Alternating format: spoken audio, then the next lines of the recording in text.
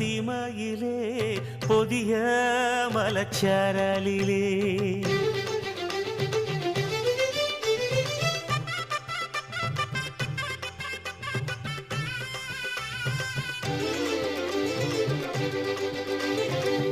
திருநாவேலி சீமையிலே புதிய மலச்சாரலிலே மேல நீலீத நல்லூரிலே நின்ன சிவஞான வெளியப்பரே வீரம் விளைஞ்ச மண்ணு மேலே ஈரமாக வந்தவரே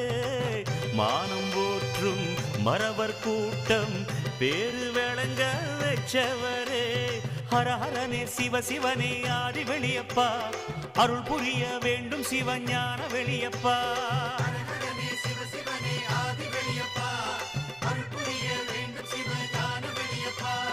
திருநா